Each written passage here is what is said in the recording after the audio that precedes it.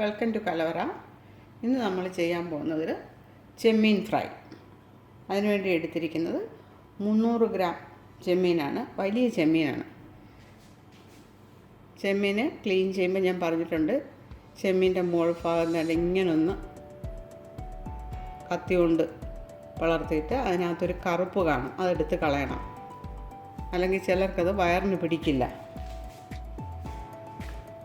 നമുക്ക് ആദ്യം ഈ ചെമ്മീനൊന്ന് മാരിനേറ്റ് ചെയ്ത് വയ്ക്കാം.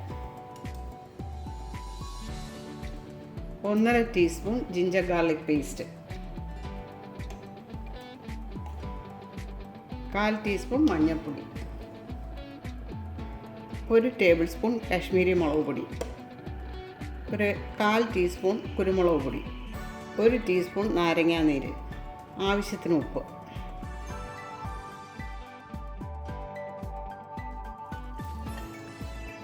ചെമ്മീനെ തൊലിയൊക്കെ കളഞ്ഞ് കഴുകി വൃത്തിയാക്കിയതിന് ശേഷമാണ് 300 ഗ്രാം എന്ന് പറഞ്ഞത്. ഇനി ഇത് കുറച്ച് സമയം മാറ്റി വെച്ചേക്കാം. കുറഞ്ഞ ഒരു 10 മിനിറ്റെങ്കിലും ഇരിക്കട്ടെ, അരപ്പ് പിടിക്കാൻ വേണ്ടിയിട്ടാണ്. ഇനി നമുക്ക് ചെമ്മീൻ വേകാനായിട്ട് വയ്ക്കാം.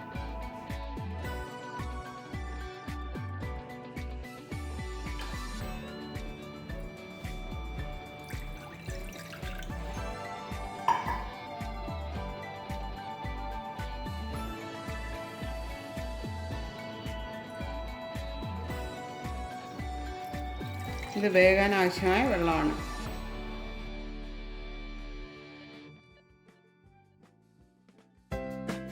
ഇനി അടുപ്പ് കത്തിക്കാം.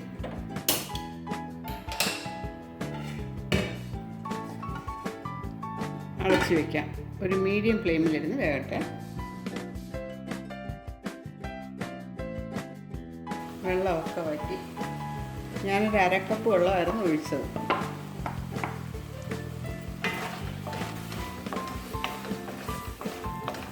പ്രോൺസിന് അധികം വേഗമുള്ളതല്ല.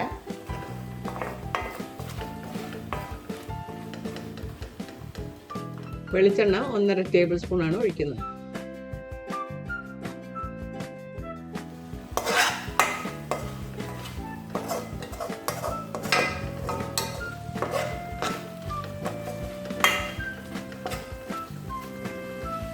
ചെറിയ തീയിലിടാം.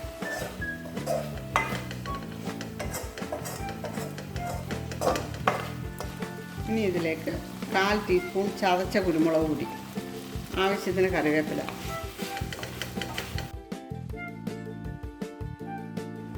ഇതൊരു സിമ്പിളായ ചെമ്മീൻ ഫ്രൈ ആണ്. എളുപ്പം ചെയ്ത് നോക്കാം. വെളിച്ചെണ്ണയുടെയും കറിവേപ്പിലയുടെയും ഒക്കെ നല്ല സ്മെല്ല് വരുന്നുണ്ട്. ഇനി ഒരു 2 പച്ചമുളക്,